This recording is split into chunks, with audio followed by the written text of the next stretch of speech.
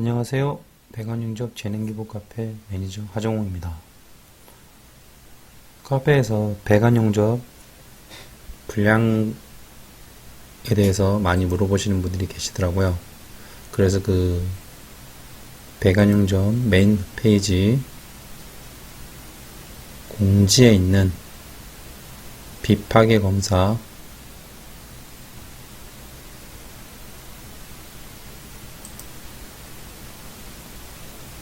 배관 용접 분량 RT 사진과 분량 용접 방법에 대해서 설명을 잠깐 드리겠습니다.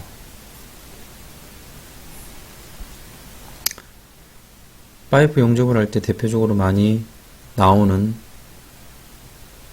분량 위주로 설명하겠습니다. 이 게시물에 보면은 전체적으로 설명이 잘 되어 있으니까 더 궁금하신 분은 네이버 배관 용접 재능기부 카페에 가입을 하셔서 보시면 훨씬 좋겠습니다.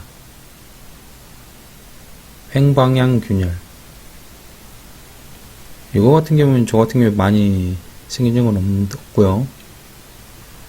종방향 균열 같은 경우에는 용접이 다 된 상태보다 그 가테크를 했을 때 가운데에서 높은 전류로 끊었을 때 그 테크 부위, 가테크 부위 좌우가 크랙이 가 있을 경우 그대로 녹이지 못하고 용접했을 경우 남아있는 경우가 있습니다. 모재 바깥으로 끌고 나와서 끝내주는 방법으로 크레이트 처리를 하면 더 좋겠죠. 그리고 루트 균열 같은 경우에는 그 오래된 기존 모재와 새 파이프라든지 그런 거를 육성할 때, 보강할 때 기존에 있던 금속이 삭아가지고 이 용접 부위 위에를 크랙이 생기는 경우가 있습니다. 아마 약간 그런 경우도 해당이 되지 않냐 생각이 들고요. 용입 부족, IP라고 하죠. IP는 가운데 줄이 있거나 양쪽에 줄이 있거나 양쪽에 한쪽에 줄이 내부 인사이드가 녹지 않아서 생기는 경우가 있습니다. 이 그림 같은 경우에 가운데 있는 거 보니까 서스 맞대기를 해가지고 할 때 가운데가 녹지 않은 경우 또는 온라인이 나가지고 한쪽이 녹지 않은 경우가 생길 수도 있겠죠. 그런 경우가 있습니다. 한쪽이 녹지 않을 때는 양쪽, 이쪽, 왼쪽이나 오른쪽으로 좀 안 녹아서 나오죠.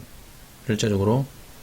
그런 부분은 쇳물이 녹는 걸 보고 가시는 게 좋고요. 갭이 좁아서 어쩔 수 없이 확인을 못한 상태로 간다라면은 나중에 마무리는 갭이 적정 갭을 확인할 수 있는 부분을 마무리를 하셔가지고 그 부분을 내부 인사이드를 후레쉬라든가를 사용해서 확인해 보시고 하시는 게 분량이 안 나는 지름길입니다. 물론 이렇게 맞대기를 할 수 있는 경우도 확인할 수 있는 내부 용접이 마무리되고 나서 확인할 수 있는 케이스로 하면 좋겠지만은 위험 부담을 피하기 위해 안 하시는 게 좋을 것 같습니다. 요즘 카페에서 계속 질문이 들어오는 LF인데요. LF는 융착 분량, 융합 분량입니다. 용접 금속과 모재, 그러니까 원래 기존 모재와 용접 쇳물의 융착 분량 또는 기존에 있던 원패스나 투패스의 이후에 용접 분량이 융착이 안 돼서 나오는 경우가 많이 있습니다. 그 사진을 잠깐 보자면은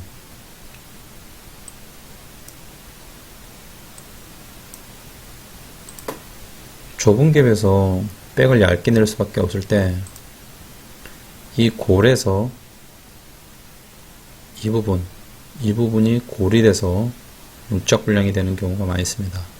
이걸 방지하기 위해서는 융착이 잘 되는 걸 보고 가야 되는데 좌우로 위빙 시 이 골 부분에 쇳물이 잘 밀고 들어가서 융착이 되는 걸 보셔야 됩니다. 그리기 역시 마찬가지로 원피스 융착이 잘 되도록 보는 게 좋고 사진의 그림은 2.4입니다. 3.1을 사용할 때 쇳물을 빠른 위빙을 하면서 이 뒷부분을 융착을 못 시켰을 때가 있으니 그때도 확인하고 하시는 게 좋습니다. 와이어는 가운데 놓고 진행을 하시는 게 좋고, 양쪽 끝에 놓으면은 LF가 생길 수 있으니 조심하는 게 좋습니다. 마찬가지로 LF는 항상 이 끝부분에 주로 많이 생기는데, 마찬가지로 3패스 이후에도 이 끝부분에 생길 수가 있으니 볼록하기보다는 오목하게 펼쳐진 상태로 용접을 하시는 게 좋습니다. 좌우 이렇게 용착이 확실히 되도록, 용착이 되도록 위빙을 하시는 게 좋습니다. 아래쪽에 이렇게 가려지다 보면은 잘 안 보이는 경우가 있겠죠. 이럴 때 좀 조심하셔야 돼요. 층간 융합 분량 마찬가지로 LF에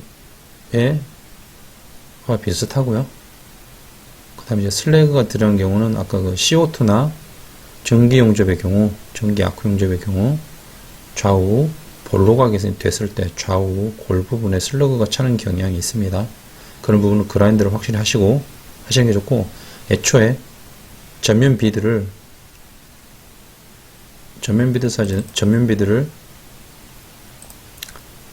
이 부분이 볼록하지 않은 오목한 형태로 해주시는 게 훨씬 더 좋습니다. 선상 배열 슬러그, 이런 것들 슬러그가 옆에 껴서 아크 용접 같은 경우는 CO2 용접이 옆에 끼는 경우가 많이 있고요. 텅스텐 같은 경우도 텅스텐 용접을 하다가 쇳물에 텅스텐이 꼈을 경우 그냥 넘어가지 마시고 그라인드를 항상 하시기 바랍니다. 제일 많이 나오는 기공 같은 경우에 대표적으로 바람을 잘 못 막아서 생기는 불량입니다. 또는 호스가 잘려져 있어서 바람이 들어갔거나 나도 모르게 들어가는 경우죠. 이럴 때는 볼 수가 없어요. 이렇게 기존에 있던 호스가, 이런 경우는 틈틈이 확인해 주시는 게 좋고요. 그리고 찢어져 있는 호스를 여러분이 이렇게 찢어졌다라는 그런 거죠. 또 아크 용접, 전기 용접의 경우 초반 스타트 때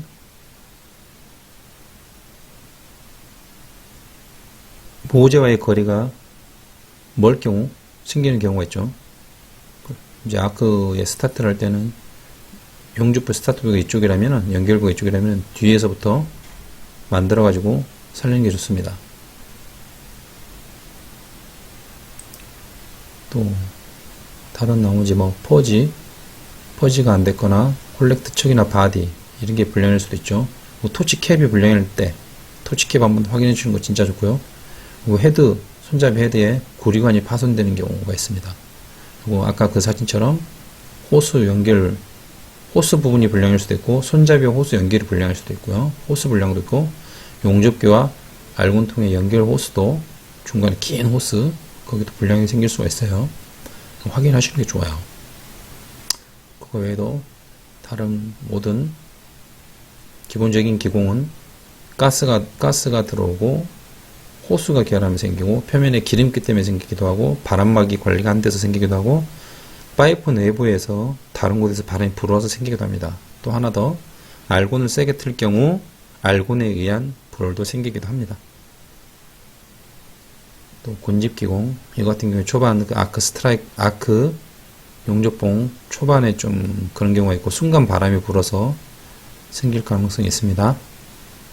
또 선상배열 기공, 이런 것 같은 경우도 나오는 사람은 나오는데, 이거는 용접사 기량보다 호수 불량으로 해서 나오는 경우가 있기 때문에 이런 경우 다시 한번 확인하시는 게 좋고요. 언더컷 같은 경우에는 한쪽 부분이 열이 많이 가 있는 상태에서 그 아크로 위빙할 때 충분히 채우지 못해서 세우는 경우가 많이 있죠. 언더컷 같은 경우에 그라인더를 하더라도 나중에 이 부분이 보기 싫으므로 다시 용접을 한번 이쪽에 더 입혀주시는 게 더 좋습니다. 사진에서 보면 이런 식으로 파인 부분이 반드시 보이기 때문에 그라인더를 하더라도 이거는 티가 나요. 그러니까 해주시는 게 좋겠죠. 다시 한번 살짝 더 입히는 게 좋습니다. 루트 언더컷은 얘 같은 경우에 호리젠탈에서 많이 생기는데, 호리젠탈 윗부분에서 전기를 세게 썼을 경우에 윗부분을 파먹고 가는 경우가 이런 식으로 생깁니다. 이건 역시 인사이드 불량이라고 볼 수 있죠. 그래서 전기는 적정 불량을 사용하시는 게 진짜 좋습니다. 백용접할 때는 과잉 투과 이거는 뭐 EP라고 흘러내린 거죠. 근데 실제적으로 EP 같은 경우에는 그렇게 잘 못 잡는 경우가 많이 있더라고요. 볼록볼록해도. 이거는 이렇게 과잉이니까 뭐 상관없는 것인지 잡으려면 잡겠지만은 아무래도 이런 경우가 생깁니다. 루트 오목 같은 경우 요즘 RC를 상당히 까다롭게 잡는 경우가 많은데 이 그림처럼 많이 파먹지는 않더라도 1대1이 되더라도 살짝의 이런 옅은 음영만 있어도 잡는 경우가 있습니다. 그래서 차라리 파이널을 두껍게 백이 1대1이 됐다면 파이널을 좀 두껍게 해주시는 게 RT를 좀 더 피해갈 수 있는 방법입니다. 그리고 원패스 마무리 전에 항상